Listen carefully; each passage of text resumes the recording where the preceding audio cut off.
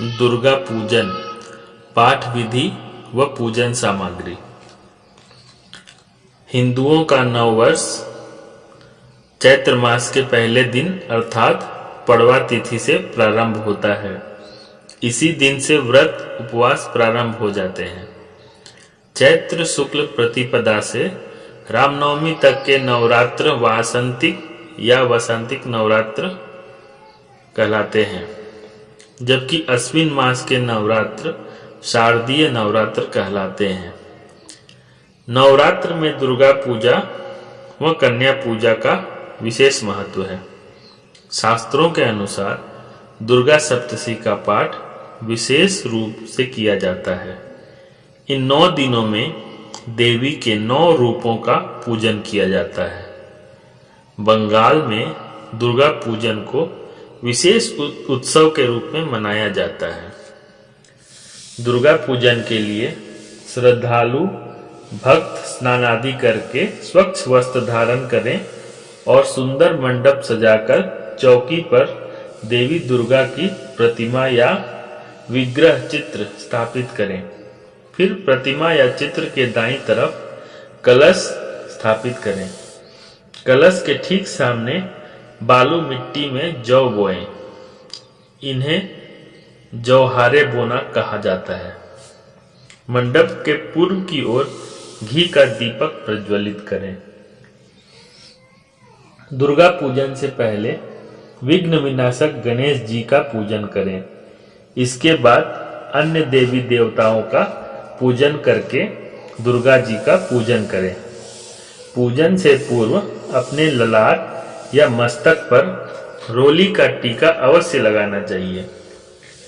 टीका लगाए बिना पूजन करना शास्त्र विरुद्ध माना गया है। पूजन के पश्चात 9 दुर्गाओं की प्रार्थना करें। प्रार्थना के बाद अर्गला स्तोत्र, कीलक स्तोत्र का पाठ करें। फिर रात्रि सूक्त का पाठ करें। इन तीनों का पाठ करके श्री दुर्गा सप्तशती का पाठ करें। श्री दुर्गा सप्तशती में 13 अध्याय हैं, जिनमें देवी के 3 चरित्रों का वर्णन किया गया है। पहला चरित्र ऋग्वेद स्वरूप माना गया है। इसमें मधु और कैटभ नामक दैत्यों के वध का वर्णन है। यह श्री दुर्गा सप्तशती का पहला अध्याय है। दुर्गा चरित्र यजुर्वेद स्वरूप दूसरा चरित्र यजुर्वेद स्वरूप माना गया है। इसमें दूसरे से चौथे अध्याय तक महिषासुर दैत्य के वध का वर्णन है। तीसरा चरित्र सामवेद स्वरूप माना गया है। इसमें 5वें से 11वें अध्याय तक शुंभ निशुंभ आदि दैत्यों के वध का वर्णन है। 12वें अध्याय में देवी दुर्गा के तीनों चरित्रों के पाठ की महिमा बतलाई गई है। 13वें अध्याय में राजा सूरत तथा समाधि नामक वैश्य को देवी द्वारा दिए गए वरदानों का वर्णन है। 9 दिनों में श्री दुर्गा सप्तशती के 13 अध्यायों का पाठ करने के बाद अंतिम दिन अर्थात 9वें दिन देवी को भोग लगाकर श्री दुर्गा चालीसा, श्री विंध्येश्वरी चालीसा, स्तोत्र आरती करके नवरात्र समापन किया जाता है। पूजन सामग्री: गंगा जल, शुद्ध जल, पंचामृत के अंतर्गत दूध, दही, घी, शक्कर, शहद, रेशमी लाल वस्त्र, उपवस्त्र, नारियल, रोली, चंदन, कलावा, लाल पुष्प, पुष्पमाला, जयमाला, धूप, दीप, नैवेद्य, 5 ऋतुफल, सादा पान, लौंग, पताशे, सुपारी, पंचमेवा, दक्षिणा इत्यादि। प्रार्थना: जगत की जननी, करुणा करने वाली, आनंद व स्नेह की मूर्ति, हे माँ, मैं आपकी सदा जय हो। हे जगदम्बे, जिस तरह पंख रहित पक्षी व भूख से व्याकुल बालक माँ की राह निहारते हैं, उसी तरह मैं भी आपकी दया पाने की कामना कर रहा हूँ। हे अमृतमयी माँ, आप शीघ्रता से आकर मुझे दर्शन दें और मेरे नयनों को कृतार्थ करें। आप मुझे बुद्धि या विवेक प्रदान करें, जिससे मैं आपके रहस्य को भली भांति जानने में सक्षम हो जाऊं। विशेष माँ दुर्गा के 9 विग्रहों को नव दुर्गा कहा जाता है। नवरात्र में नव दुर्गा पाठ करने से कष्टों का निवारण होता है। 9 दुर्गाओं का नाम इस प्रकार है। प्रथम शैलपुत्री, द्वितीय ब्रह्मचारिणी, तृतीय चंद्रघंटेति, कुष्मांडेति चतुर्थकम, पंचमम स्कंदमातेति, षष्ठम कात्यायनी तथा सप्तम कालरात्रिति, महागौरीति चाष्टमम, नवमम सिद्धिदात्री च नवदुर्गा प्रतिकीर्ता उक्तायोक्तानि नमामि ब्रह्मणैव महात्मना।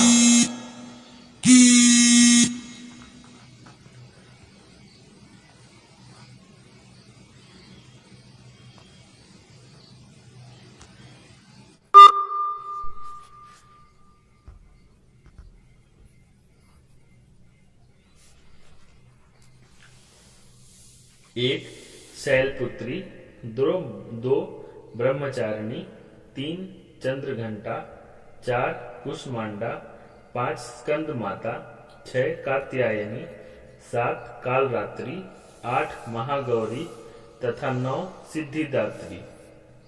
नवरात्र में उक्त 9 दुर्गाओं की आराधना करने से सभी प्रकार से कल्याण होता है। पहला दिन माता शैलपुत्री का ध्यान करें।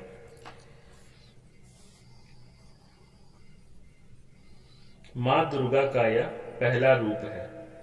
पर्वतराज हिमालय की पुत्री के रूप में उत्पन्न होने के कारण इनका नाम शैलपुत्री पड़ा।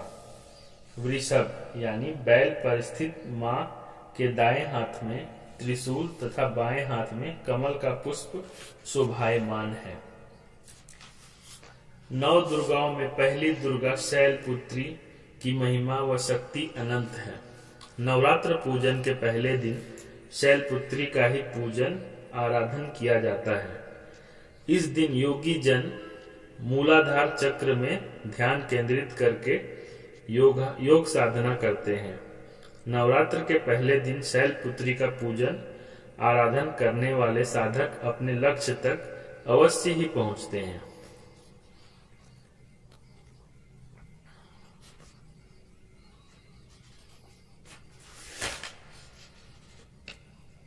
पाठ प्रारंभ।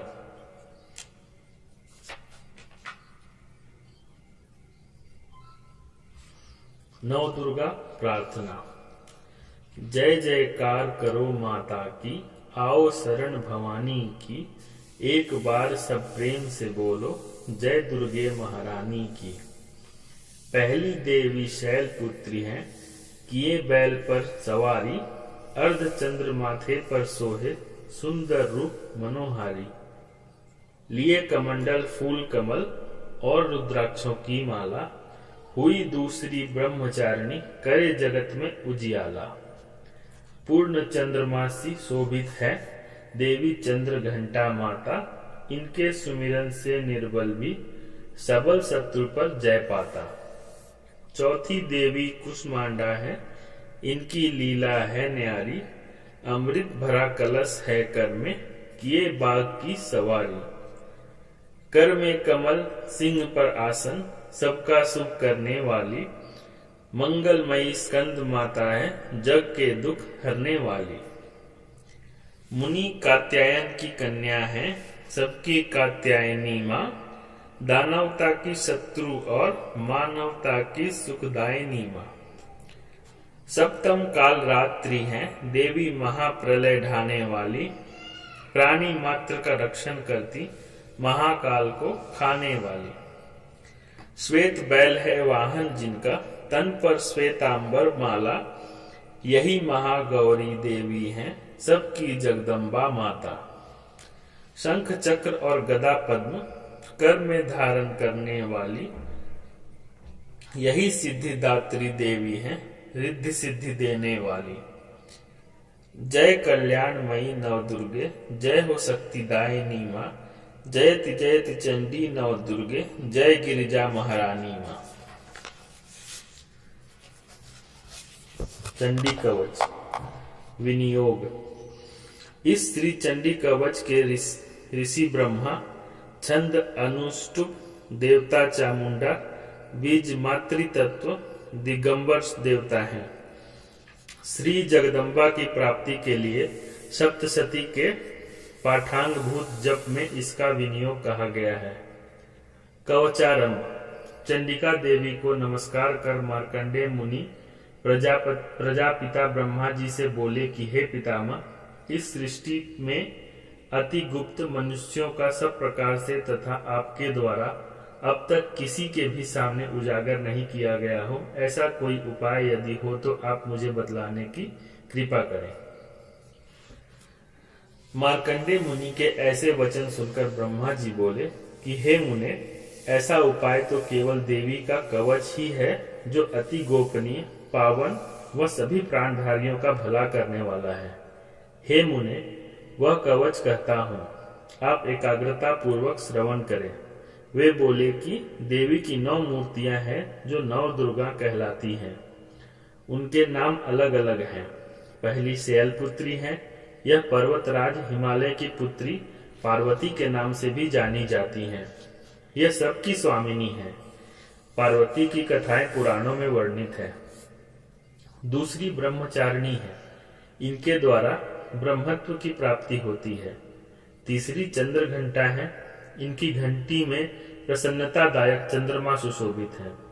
चौथी कुष्मांडा है। त्रिगुणमय यह संसार इन्हीं के उदर में समाया हुआ है। पांचवी स्कंद माता है। बाल मुनि संत कुमार की माता होने के कारण इनका नाम स्कंद माता है, क्योंकि संत कुमार का एक नाम स्कंद भी है। छठी कात्यायनी है। देवताओं के कार्य को संपन्न करने के लिए हे महर्षि कात्यायन के आश्रम में प्रकट हुई थी। महर्षि कात्यायन ने इन्हें अपनी पुत्री माना, तभी से इनकी प्रसिद्धि कात्यायनी के रूप में हुई। इसी तरह सातवीं कालरात्रि है। ये काल का भी नाश कर देने वाली होने के कारण कालरात्रि कहलाती हैं। आठवीं महागौरी है। इनका वर्ण पहले काला था। घोर तप करके इन्होंने गौर वर्ण प्राप्त किया था, अतः महागौरी नाम से प्रसिद्ध हुई। नौवीं सिद्धिदात्री है। मोक्षदायिनी होने से ही ये सिद्धिदात्री नाम से प्रसिद्ध है। इस प्रकार देवी दुर्गा के 9 रूप हैं। उनके ये सभी नाम भगवान वेद ने रखे हैं। ब्रह्मा जी बोले कि हे मुने, जो अग्नि से पीड़ित हो, युद्ध भूमि में शत्रुओं से बुरी तरह घिर चुका हो, भीषण संकट में फंस चुका हो, ऐसा व्यक्ति देवी दुर्गा की शरण ले तो उसका सब कुछ भी अमंगल नहीं होता है। युद्ध काल में संकट उपस्थित होने पर ऐसा व्यक्ति विपदा से भली प्रकार मुक्त रहता है। उसे न किसी प्रकार का शोक दुख होता है, न किसी प्रकार का भय ही सताता है। जो कोई भी देवी का श्रद्धा भक्ति से स्मरण करता है, उसका निश्चय ही उत्थान होता है। हे देव स्वामिन देवी, जो कोई भी आपका स्मरण करता है, आप उसकी निश्चित रूप से रक्षा करती हैं। चामुंडा का वाहन प्रेत, वाराही का भैंसा, इंद्री का ऐरावत हाथी, वैष्णवी का गरुड़, महेश्वरी का वृषभ और कौमारी का वाहन मयूर है। विष्णु प्रिय लक्ष्मी हाथों में कमल लिए हुए हैं, कमल के आसन पर विराजमान है। ईश्वरी देवी श्वेत रूप धारण कर वृषभ पर आरूढ़ है। ब्राह्मणी देवी ब्रह्माणी हंस पर स्वर्णाभूषणों से आभूषित होकर हंस पर विराजमान है। इस तरह सभी माताएं सर्व योग शक्तियों से परिपूर्ण हैं। इसके अतिरिक्त भी अनेक देवियां हैं जो नाना प्रकार के आभूषणों से आभूषित व नानाविध रत्नों से शोभायमान हैं। ये देवियां अपने भक्तों की रक्षा के लिए ही रथारूढ़ व क्रोधपूर्ण मुद्रा में दिखाई देती हैं। ये दैत्यों के विनाश, भक्तों को निर्भय करने व देवताओं के कल्याण के लिए ही शंख चक्र गदा शक्ति हल मूसल खेटक तोमर परशु पास कुंथ त्रिशूल श्रेष्ठ सारंग धनुषादि अस्त्र शस्त्र धारण करती हैं। कवच को प्रारंभ करने से पूर्व देवी के इस प्रकार प्रार्थना करें। महारौद्र रूप वाली, घोर पराक्रमी, महान बल व उत्साह वाली हे देवी, आप महाभयनाशिनी हैं, आपको नमस्कार है। हे देवी, आपकी ओर देखना भी कठिन है। शत्रुओं के भय की वृद्धि करने वाली हे जगदम्बिके, आप मेरी रक्षा करें। पूर्व दिशा में इंद्र की शक्ति ऐन्द्री मेरी रक्षा करें। अग्नेय कोण में अग्नि की शक्ति, दक्षिण दिशा में वाराही देवी, नैऋत्य कोण में खड़ग धारणी देवी मेरी रक्षा करें। पश्चिम दिशा में वारुणी व वायव्य कोण में मृगारूढ़ देवी मेरी सदा रक्षा करें। उत्तर दिशा में कौमारी, ईशान कोण में शूल धारणी मेरी रक्षा करें। इस तरह सवाहन चामुंडा देवी दसों दिशा विदिशाओं में मेरी रक्षा करें। जया आगे की ओर से, विजया पीछे की ओर से मेरी रक्षा करें। बाईं ओर अजिता व दाईं ओर अपराजिता मेरी रक्षा करें। शिक्षा की रक्षा उद्योतिनी करें। उमा देवी मस्तक पर विराज कर मेरी रक्षा करें। ललाट की रक्षा माला धारिणी करें। बाहों की रक्षा यशस्विनी देवी करें। भ्रूमध्य की रक्षा त्रिनेत्रा करें। नथनों की रक्षा देवी यम घंटा करें। दोनों नेत्रों के मध्य भाग की रक्षा शंखनी व कानों की रक्षा द्वारवासिनी करें। कालिका कपोलों की, भगवती शंकरी कर्णमूलों की रक्षा करें। नसिका में सुगंधा, ऊपरी होंठ की चर्चिका देवी रक्षा करें। निचले होंठ की अमृत कला व जिह्वा की रक्षा सरस्वती देवी करें। दांतों की रक्षा कौमारी व कंठ की रक्षा चंडिका देवी करें। गले की घंटी की रक्षा चंद्र घंटा, तालू की रक्षा महामाया करें। कामाक्षी ठोड़ी की सर्वमंगला मेरी वाणी की रक्षा करें। ग्रीवा भाग की भद्रकाली व मेरुदंड की धनुर्धरी देवी रक्षा करें। कंठ के बाहरी भाग की नीलग्रीवा, कंठ नली में नलकुबरी देवी रक्षा करें। दोनों कंधों की खड्गिनी देवी, दोनों भुजाओं की वृद्धधारिणी देवी रक्षा करें। हाथों की दंतनी देवी, उंगलियों की अंबिका देवी रक्षा करें। आंखों की शूलेश्वरी, उदर की कुलेश्वरी देवी रक्षा करें। स्तनों की महादेवी, मन की शोक विनाशिनी देवी रक्षा करें। नाभि की कामिनी देवी, गुहे भाग की गुहेश्वरी देवी रक्षा करें। शिशन की रक्षा पूतना व कामिका तथा गुदा की रक्षा महिषवाहिनी करें।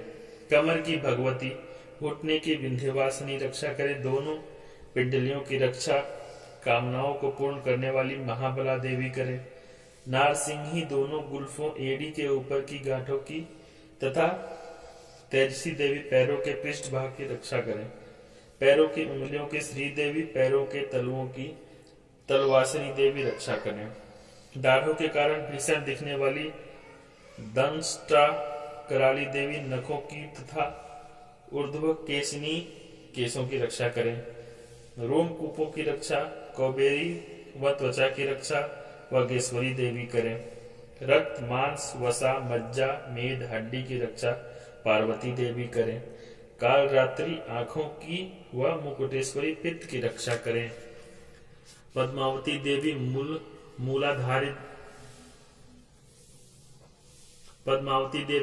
मूलाधार आदि केशों में स्थित होकर रक्षा करें तथा चूड़ामणि देवी कफ में स्थित होकर रक्षा करें। ज्वालामुखी नख की रक्षा करें तथा अभेद्या देवी शरीर के जोड़ों में स्थित होकर रक्षा करें। हे ब्रह्माणी, आप मेरे वीर की रक्षा करें। छत्रेश्वरी छाया की धर्मधारिणी देवी मन, बुद्धि, अहंकार की रक्षा करें। वज्रहस्ता देवी मेरे प्राण, अपान, व्यान, उदान, समान वायु की रक्षा करें।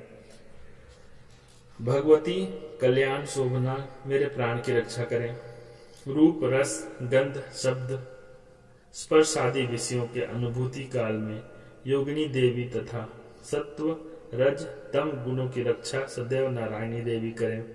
आयु की रक्षा वाराही देवी, धर्म की वैष्णवी देवी तथा यश, कीर्ति, लक्ष्मी, धन, विद्या की रक्षा चक्रिणी देवी करें।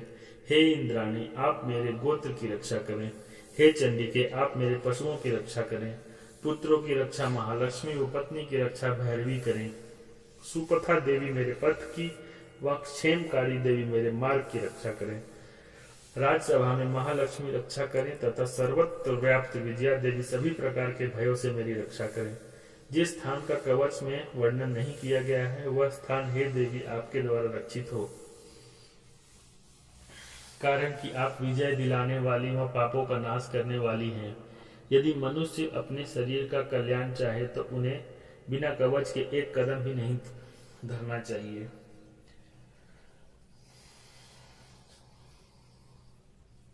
जब भी यात्रा करें कवच का पाठ पहले करें। कवच द्वारा रक्षित मनुष्य जहाँ जहाँ भी जाते हैं उन्हें वहाँ वहाँ धन का लाभ होता है, कामनाओं की सिद्धि होती है, विजय मिलती है। ऐसे लोग जिस भी किसी वस्तु का विचार करते हैं वह वस्तु उन्हें निश्चय ही प्राप्त होती है। वे इस धरती पर अतुलनीय ऐश्वर्य को भोगते हैं।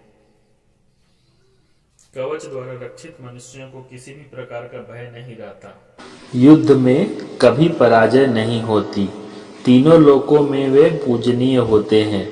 देवी का यह कवच देव दुर्लभ है। जो कोई नित्य नियम पूर्वक तीनों संध्या काल में इसका पाठ करते हैं उन्हें देवी की कृपा प्राप्त होती है। तीनों लोकों में कि कभी परास्त नहीं होते। जल, अग्नि, बिजली, सर्प आदि के कारण असमय में ही मृत्यु नहीं होती तथा वे दीर्घायु भोगते हैं।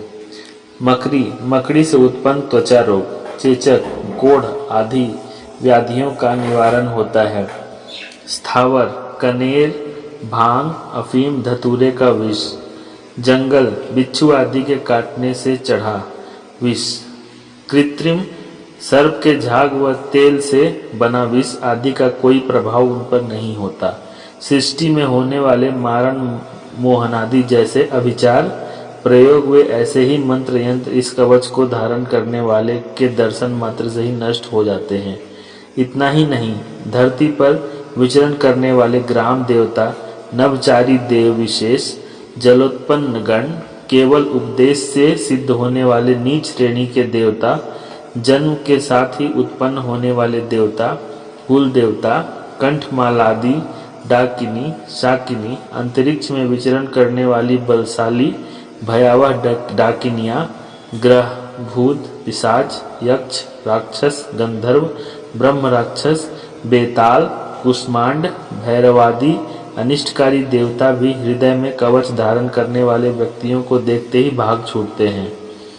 कवचधारियों को राजा के सम्मान की प्राप्ति में वृद्धि होती है। यह कवच मनुष्यों के तेज को बढ़ाने वाला व श्रेष्ठ है। कवच पाठ करने वाले मनुष्य निज कीर्ति से आभूषित धरती पर अपनी कीर्ति के साथ साथ वृद्धि पाते हैं। जो मनुष्य कवच पाठ के बाद सप्तशती चंडी का पाठ करते हैं उनकी पौत्र पुत्रादि संतानों की परंपरा वन पर्वत काननों सहित धरती के स्थिर रहने तक बराबर बनी रहती है। फिर देहावसान होने पर ऐसे मनुष्य भगवती देवी की कृपा से परम पद को प्राप्त करते हैं जो देव दुर्लभ है। वे दिव्य देह धारण कर भगवान शिव के संग आनंद भोगते हैं। अर्गला स्तोत्र विनियोग। इस श्री अर्गला स्तोत्र मंत्र के ऋषि विष्णु, छंद अनुष्टुप देवता श्री महालक्ष्मी हैं। श्री जगदम्बा की कृपा प्राप्ति के लिए सप्तशती के पाठांगभूत जप में इसका विनियोग कहा जाता है। अर्गलारंभम। चंडिका देवी को नमस्कार करके मार्कंडे मुनि बोले कि जयंती, मंगला काली, भद्रकाली, कपालिनी, दुर्गा, क्षमा, शिवा, धात्री, स्वाहा, स्वधा आदि नामों से प्रसिद्ध हे जगदम्बिके, आपको मेरा नमस्कार है। हे चामुंडे देवी, आपकी जय हो। समस्त जीवधारियों की पीड़ा को हरने वाली हे देवी, आपकी जय हो। सर्वव्यापिनी हे देवी, आपकी जय हो। हे काल रात्रि, आपको नमस्कार है। मधु व कैटभ नामक असुरों का वध करने वाली, सृष्टि रचयिता ब्रह्मा जी को वर देने वाली हे देवी, आपको नमस्कार है। आप मुझे रूप दें, जय दें, यश दें और काम क्रोधादि मेरे शत्रुओं का नाश करें। महिषासुर मर्दिनी भक्त जनों के लिए सुखदायिनी हे देवी आपको नमस्कार है। आप मुझे रूप दें, जय दें, यश दें और काम क्रोधादि मेरे शत्रुओं का नाश करें। रक्त बीज व चंडमुन असुरों का विनाश करने वाली हे देवी आप मुझे रूप दें, जय दें, यश दें और काम क्रोधादि मेरे शत्रुओं का नाश करें। शुंभ निशुंभ व धूम्रलोचन असुरों का वध करने वाली हे देवी आप मुझे रूप दें, जय दें, यश दें और काम क्रोधादि मेरे शत्रुओं का नाश करें। सर्ववंदित चरणों वाली सर्व सौभाग्यदायिनी हे देवी आप मुझे रूप दें, जय दें, यश दें और काम क्रोधादि मेरे शत्रुओं का नाश करें। हे देवी आपके रूप व चरित्र चिंतन में न आने वाले हैं। आप सर्व शत्रुनाशिनी हैं। आप मुझे रूप दें, जय दें, यश दें और काम क्रोधादि मेरे शत्रुओं का नाश करें। पाप निवारिणी हे चंडिके, जो जन श्रद्धा भक्ति से आपके चरणों में सदैव शीश झुकाते हैं, आप उन्हें रूप दें, जय दें, यश दें और काम क्रोधादि उनके शत्रुओं का नाश करें। रोग नाशिनी हे चंडिके, जो जन श्रद्धा भक्ति से आपकी स्तुति करते हैं, उन्हें आप रूप दें, जय दें, यश दें और काम क्रोधादि उनके शत्रुओं का नाश करें। हे चंडिके देवी, इस सृष्टि में जो जन श्रद्धा भक्ति से आपका पूजन करते हैं, आप उन्हें रूप दें, जय दें, यश दें और काम क्रोधादि उनके शत्रुओं का नाश करें। हे देवी, मुझे सौभाग्य व आरोग्य दें, परम सुख दें, रूप दें, जय दें, यश दें और काम क्रोधादि मेरे शत्रुओं का नाश करें। जो मुझसे ईर्ष्या रखते हैं उनका नाश व मेरे वंश की वृद्धि करें। मुझे रूप दें, जय दें, यश दें और काम क्रोधादि मेरे शत्रुओं का नाश करें। हे देवी आप मेरा उद्धार करें। आप मुझे श्रेष्ठ संपदा प्रदान करें। आप मुझे रूप दें, जय दें, यश दें और काम क्रोधादि मेरे शत्रुओं का नाश करें। हे देवी अंबिके, आप देवताओं व असुरों द्वारा वंदित हैं, अर्थात वे अपने शीश मुकुट की मणियों को आपके चरणों में स्पर्श कराते रहते हैं। आप मुझे रूप दें, जय दें, यश दें और काम क्रोधादि मेरे शत्रुओं का नाश करें। आप अपने भक्तों को विद्वान, यशस्वी व लक्ष्मी से संपन्न बनाएं और उन्हें रूप दें, जय दें, यश दें और उनके काम क्रोधादि शत्रुओं का नाश करें। महाअसुरों का गर्व का हरण करने वाली हे चंडिके, आप मुझे शरणागत का रूप दें, जय दें, यश दें और काम क्रोधादि मेरे शत्रुओं का नाश करें। ब्रह्मा द्वारा रचित प्रशंसित चतुर्भुजी हे परमेश्वरी, आप मुझे रूप दें, जय दें, यश दें और काम क्रोधादि मेरे शत्रुओं का नाश करें। हे अंबिका देवी, भगवान विष्णु नित्य व सतत भक्ति भाव से आपकी स्तुति करते रहते हैं। आप रूप दें, यश दें और काम क्रोधादि मेरे शत्रुओं का नाश करें। हिमाचल पुत्री पार्वती के स्वामी पति शिव द्वारा प्रशंसित हे परमेश्वरी, आप रूप दें, जय दें, यश दें और काम क्रोधादि शत्रुओं का नाश करें। सच्ची के पति इंद्र द्वारा सद्भावना पूर्वक पूजी जाने वाली हे देवी, आप रूप दें, जय दें, यश दें और काम क्रोधादि शत्रुओं का नाश करें। पुष्टभुज दंडों वाले असुरों का गर्व हरण करने वाली हे देवी, आप रूप दें, जय दें, यश दें और काम क्रोधादि शत्रुओं का नाश करें। हे अंबिके देवी, आप अपने भक्तों को सदैव अनंत आनंद सुख प्रदान कराती हैं। मुझे रूप दें, जय दें, यश दें और काम क्रोधादि मेरे शत्रुओं का नाश करें। हे देवी, आप मुझे मेरे मन के अनुकूल आचरण करने वाली मनोहारिणी पत्नी दें, जो इस दुर्गम भवसागर से तारने वाली व श्रेष्ठ कुल में जन्मी हो। जो मनुष्य इस अर्गला स्त्रोत का पाठ करके सप्तशती रूपी महास्त्रोत का पाठ करते हैं, वे सप्तशती की जप संख्या से प्राप्त होने वाले श्रेष्ठ फल को पाते हैं। साथ ही वे विपुल संपदा भी पा लेते हैं। विनियोग। इस श्री कीलक मंत्र के ऋषि शिव छंद अनुष्टुप देवता श्री महासरस्वती हैं। श्री जगदम्बा की कृपा प्राप्ति के लिए सप्तशती के पाठांगभूत जप का इसका विनियोग कहा जाता है। कील का आरंभ। चंडिका देवी को नमस्कार करके मुनि मार्कंडेय बोले कि उन भगवान शिव को नमस्कार है जिनका शरीर पावन, ज्ञान, नेत्र तीनों वेद हैं तथा जो कल्याण करने वाले वह शीश पर अर्धचंद्र का मुकुट धारण किया करते हैं, उस सप्तसती स्रोत को पूर्ण रूपेण जान लेना चाहिए जो मंत्रों के कीलक को दूर करने वाला है। यद्यपि सप्तसती स्रोत का पाठ करने वालों का कल्याण होता है, लेकिन जो सप्तसती पाठ के अतिरिक्त अन्य मंत्रों का भी सतत जप करते रहते हैं उनका भी अवश्य ही कल्याण होता है। ऐसे व्यक्तियों को उच्चाटनादि कर्म सिद्ध होने के अतिरिक्त उनको सभी दुर्लभ वस्तुएं भी प्राप्त होती हैं। यदि अन्य मंत्रों का जाप न करके मात्र सप्तसती स्रोत पाठ से ही देवी की स्तुति की जाए तब भी पर ब्रह्म स्वरूपिणी देवी की सिद्धि होती है। ऐसे व्यक्तियों को कार्य सिद्धि के निमित्त मंत्रोषधि व किसी भी अन्य साधनों की आवश्यकता नहीं होती। लोगों के मन में भ्रम था कि सप्तसती का पाठ करने या मंत्र जाप करने का जब समान प्रभाव होता है तो इन दोनों में श्रेष्ठ कौन है, सप्तसती पाठ या मंत्र जाप। लोगों के इसी भ्रम को दूर करने के लिए भगवान शिव ने उनके निकट गए जिज्ञासु जनों को समझाते हुए कहा कि सप्तसती नामक यह स्रोत ही श्रेष्ठ व कल्याणकारी है। इसके पश्चात उन्होंने इस स्रोत को गुप्त कर दिया। सप्तसती का पाठ करने से अक्षय पुण्य की प्राप्ति होती है, लेकिन सप्तसती से भिन्न अन्य किसी भी मंत्र का जाप नष्ट भी हो जाता है। इसलिए भगवान शिव द्वारा निर्णीत सप्तसती पाठ अन्य मंत्र जप की अपेक्षा श्रेष्ठ है। इसे ही यथार्थ जानना चाहिए।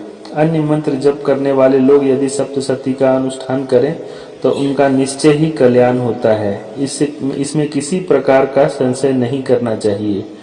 जो साधक जन कृष्ण पक्ष की चतुर्दशी या अमावस तिथि को एकाग्रता पूर्वक अपना सर्वस्व देवी के चरणों में अर्पण कर उसे प्रसाद मानकर ग्रहण करते हैं उन पर देवी की कृपा दृष्टि रहती है। ऐसा न करने वाले देवी की कृपा दृष्टि का लाभ प्राप्त नहीं कर पाते। विशेष चतुर्दशी या अमावस तिथि को अपना सर्वस्व देवी को समर्पण कर नैवेद्य रूप में ग्रहण करना दान प्रतिग्रहण करण कहलाता है। यह सप्तसती के उत्कीलन या शापोद्धार की विशेष विधि है। इस प्रकार भगवान शिव ने सप्तसती स्रोत को कीलित किया हुआ है, लेकिन जो साधक जन वर्णित विधि से उत्कीलन करके सप्तसती स्रोत का नित्य उच्चारण पूर्वक पाठ करते हैं वे देवी के पार्षद बनते हैं, वही गंधर्व भी कहलाते हैं। ऐसे लोगों को संसार में किसी भी प्रकार का भय नहीं व्यापता। भले ही वे कहीं भी विचरण करें उनकी कभी अकाल मृत्यु नहीं होती। मरणोपरांत उन्हें मोक्ष की प्राप्ति होती है। इसलिए सप्तसती का पाठ उत्कीलन करके नित्य करना चाहिए। जो ऐसा नहीं करते वे विनाश को प्राप्त होते हैं। अतः उत्कीलन का ज्ञान प्राप्त कर लेने से स्रोत पाठ में निर्दोषता आ जाती है। यही कारण है कि विद्वान लोग ऐसे स्रोत पाठ कीलन दोष को दूर करके ही करते हैं। स्त्रियों में जो सौभाग्य दिखलाई पड़ता है वह देवी की कृपा का ही प्रतिफल है। इसलिए इस कल्याणकारी सप्तसती स्रोत का नित्य ही पाठ करना चाहिए। इस सप्तसती स्रोत का पाठ मंद स्वर में पाठ करने से फल प्राप्ति अल्प होती है, जबकि ऊंचे स्वर में पाठ करने से पूर्ण फल की प्राप्ति होती है। अतः सप्तसती पाठ उच्च स्वर में ही करना चाहिए।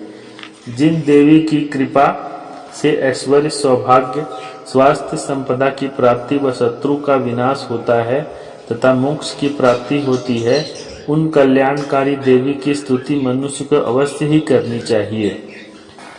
विशेष यहाँ उत्कीलन के बिना सप्तसती पाठ करने से विनाश होने की बात कही गई है, लेकिन इसका आशय यही है कि साधक जन कीलन और उत्कीलन का ज्ञान प्राप्त कर सकें कि कीलन क्या है और उत्कीलन क्या है। अन्यथा तो किसी भी देवी या देवता के स्मरण जाप से कल्याण ही होता है। विधान विशेष कीलन के बाद वह सप्तसती पाठ के प्रारंभ में रात्रि सूक्त व अंत में देवी सूक्त का पाठ करने का विधान है। मारीच कल्प में कहा गया है कि रात्रि सूक्त के पश्चात विनियोग, न्यास, नरवाण मंत्र जप कर सप्तसती पाठ करना चाहिए। पाठ के पश्चात पुनः नरवाण मंत्र जपकर देवी सूक्त व तीनों रहस्यों का पाठ करना चाहिए। कुछ विद्वानों के मत से नरवाण मंत्र जप के पश्चात रात्रि सूक्त का पाठ तथा पाठ के अंत में देवी सूक्त के पश्चात नरवाण मंत्र का जप करना चाहिए, लेकिन यह मत उचित प्रतीत नहीं होता। चिदंबर संहिता में कहा गया है कि दुर्गा सप्तशती पाठ नरवाण मंत्र के संपुटन से किया जाना चाहिए। डामर तंत्र में कहा गया है कि दुर्गा सप्तशती पाठ नरवाण मंत्र के 100 संपुटन से किया जाना चाहिए, लेकिन सप्तशती पाठ के आरंभ व अंत में रात्रि सूक्त व देवी सूक्त का पाठ उससे पूर्व व पश्चात नरवाण जाप किया जाए तो संपुटन कहाँ रहा। कारण कि जिसके द्वारा संपुटन हो उसके मध्य में कोई भी अन्य मंत्र नहीं होना चाहिए। यदि मध्य में रात्रि सूक्त व देवी सूक्त रहेंगे तो ऐसा पाठ उन्हीं के द्वारा संपुटित कहलाएगा। ऐसी स्थिति में डामर तंत्र का मत कहाँ टिक पाएगा। इसलिए पहले रात्रि सूक्त फिर नरवाण मंत्र जप तत्पश्चात न्यास पूर्वक सप्तशती पाठ, नरवाण जप, फिर देवी सूक्त व तीनों रहस्यों का पाठ करना चाहिए। रात्रि सूक्त वैदिक व तांत्रिक दो प्रकार के हैं। वैदिक रात्रि सूक्त ऋग्वेद की 8 ऋचाएं हैं तथा तांत्रिक रात्रि सूक्त दुर्गा सप्तशती के पहले ही अध्याय में है। यहाँ दोनों ही दिए गए हैं। रात्रि देवता के प्रतिपादक का सूक्त रात्रि सूक्त कहलाता है। रात्रि देवी के 2 रूप हैं, जीव रात्रि व ईश्वर रात्रि। जीव रात्रि वह है जिसमें संसार के सामान्य जीवों का दैनिक व्यवहार लुप्त रहता है। ईश्वर रात्रि वह है जिसमें ईश्वर के जगत रूप का व्यवहार लुप्त रहता है। इसी ईश्वर रात्रि को काल रात्रि अथवा महाप्रलय रात्रि कहा जाता है। महाप्रलय रात्रि में ईश्वर व माया ही शेष रहते हैं। माया को ही अव्यक्त प्रकृति कहा जाता है, जिसकी अधिष्ठात्री देवी भुवनेश्वरी है।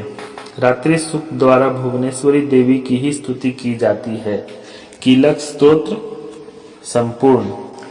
रात्रि सूक्त वेदोक्त विनियोग। रात्रि आदि 8 ऋचाओं वाले इस सूक्त के ऋषि कुशिक, सौरभ रात्रि या भारद्वाज हैं। देवता रात्रि हैं। छंद्र गायत्री है। देवी महात्म्य पाठ में इसका विनियोग कहा गया है। सूक्तारंभ। महत्तत्व रूपिणी परिव्याप्त इंद्रियों द्वारा सर्व देशों सर्व पदार्थों की प्रकाशिका रात्रि रूपिणी देवी स्वयं द्वारा रचित जगत जीवों के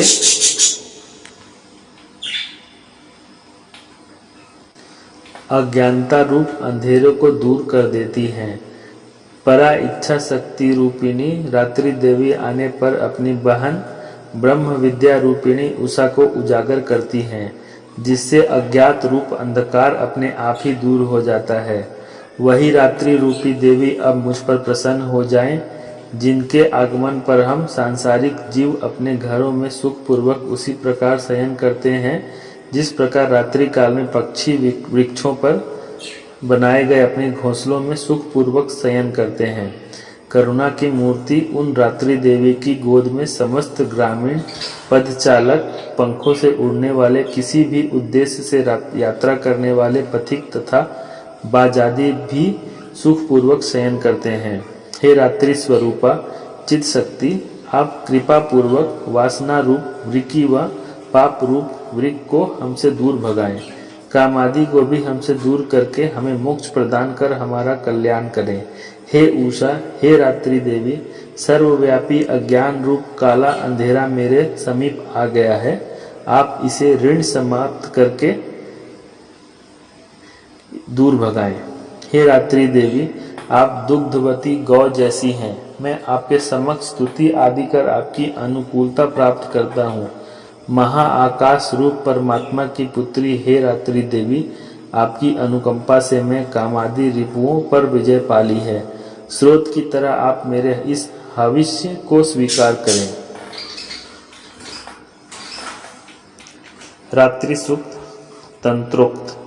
संसार की स्वामिनी, जगत धारिणी, जगत पालिनी, संहारिणी व तेज रूप भगवान विष्णु की अनुपम शक्ति निद्रा देवी की स्तुति करते हुए सृष्टि रचयिता ब्रह्मा जी बोले कि हे देवी, आप ही स्वाहा, आप ही स्वधा, आप ही वष्टकार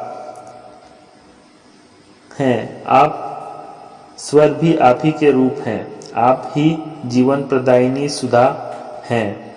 अक्षय प्रणव ओम में आकार, उकार, मकार मात्राओं के रूप में आप ही विराजमान हैं।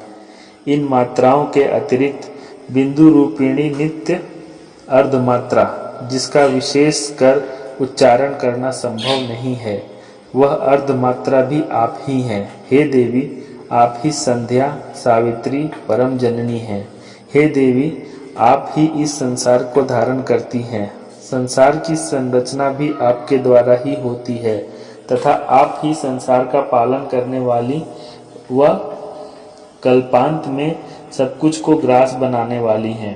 हे जगतमयी देवी, संसार के सृजन काल में आप सृष्टि स्वरूपा, पालन करते समय स्थिति स्वरूपा व महाप्रलय काल में संहार स्वरूपा कहलाती हैं।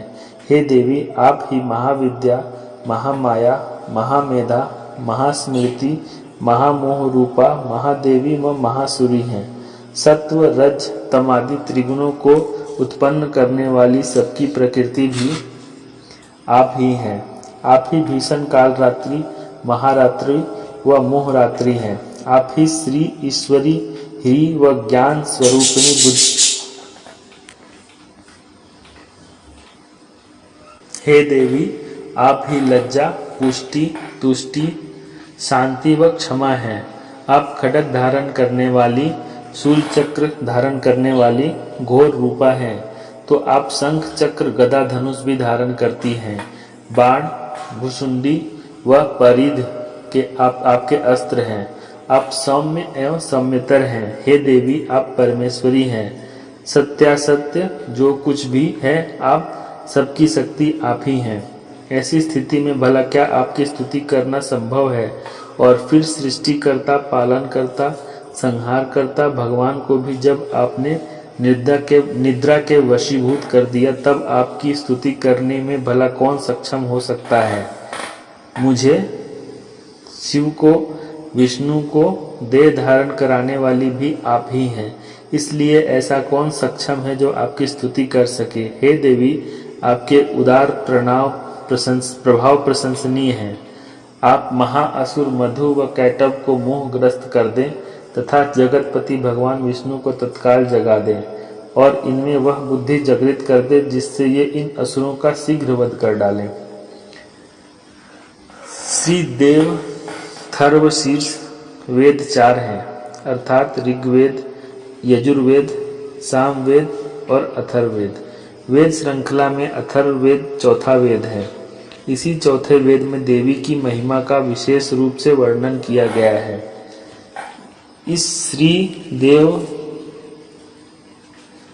श्री देव्य थर्वशीष का पाठ करने से देवी की कृपा शीघ्र होती है, इसलिए सप्तशती पाठ से पूर्व श्री देव थर्वशीर्ष का पाठ करने से साधकों को विशेष लाभ मिलता है। इसमें किसी प्रकार का संशय नहीं करना चाहिए। अथर्वशीर्ष अथर्ववेद के शीर्ष मार्ग है। इसकी प्रमुख संख्या 5 बताई गई है। पांचों अथर्व शीर्षों में देवथर्व शीर्ष श्रेष्ठ कहा गया है, क्योंकि इस अथर्व शीर्ष का पाठ करने मात्र से शेष अन्य अथर्व शीर्षों के फल की प्राप्ति हो जाती है। अथर्व शीर्ष में मृत्यु निवारण की भी अद्भुत क्षमता है। सभी देवता देवी के निकट जाकर विनम्रता पूर्व पूछने लगे कि हे महादेवी, आप कौन हैं?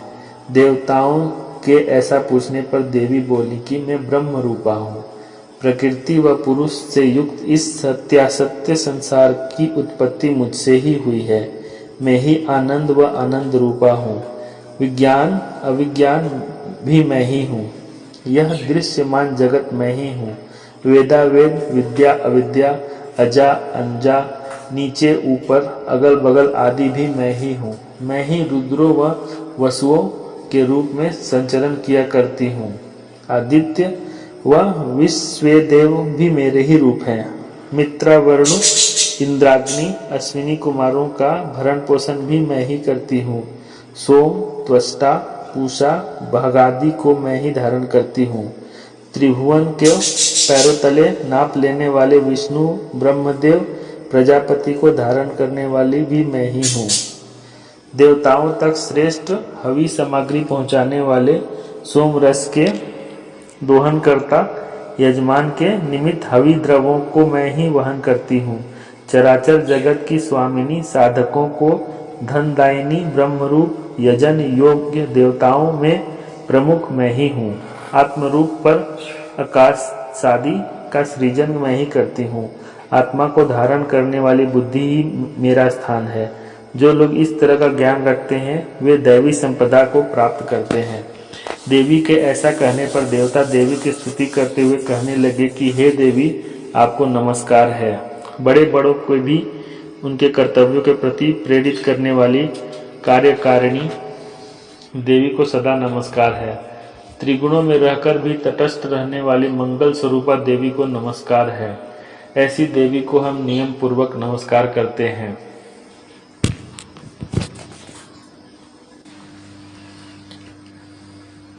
अग्नि जैसे वर्ण वाली ज्ञान ज्योति से प्रदीप्त तेजोमय कर्मफल की आकांक्षा से सेवनीय देवी दुर्गा की हम शरण ग्रहण करते हैं।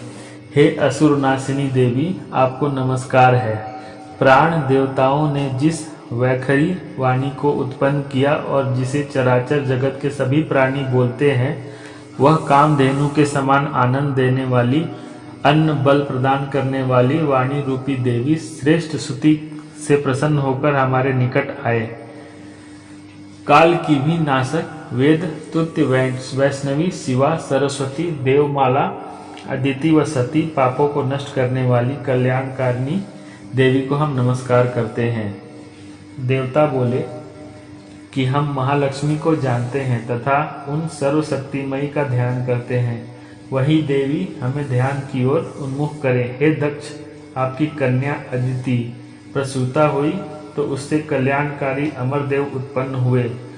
कामयोनि, कमला, वज्रपाणी इंद्र, गुहा, हर्षवर्ण, मातरिश्वा वायु, अभ्र इंद्र, पुनः गुहा, सकल वर्ण और माया, यह सब में आत्मरूप से व्याप्त जगत जननी की मूल विद्या है और वह जगत जननी ही ब्रह्म रूपिणी है। विशेष इस श्लोक में महारात्रिपुर सुंदरी विद्या का मंत्र वर्णित है, जो मंत्र शिरोमणि है। यह इस प्रकार है।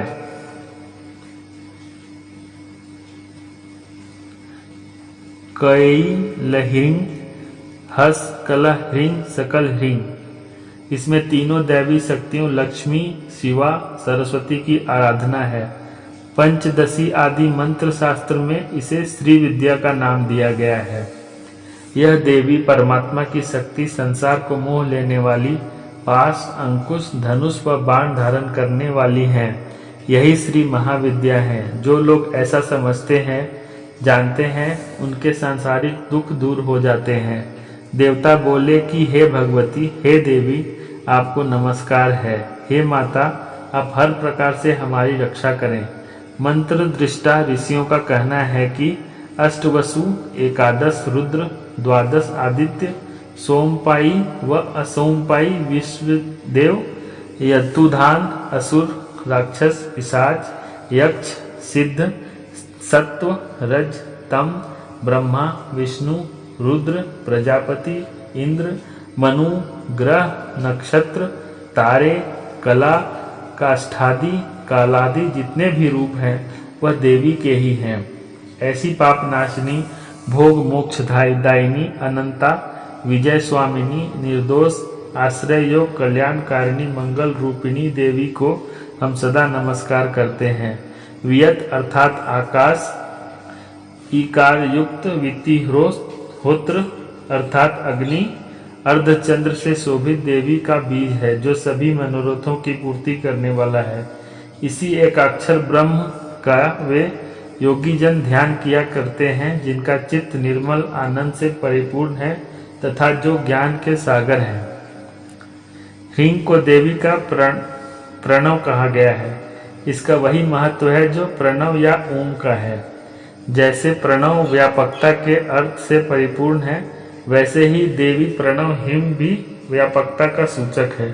वाणी, माया, ब्रह्मसु अर्थात काम, फिर छठा व्यंजन च, फिर वक्त अर्थात आकार युक्त सूर्य, आवाम स्रोत अर्थात दक्षिण कर्ण, बिंदु अर्थात अनुस्वार युक्त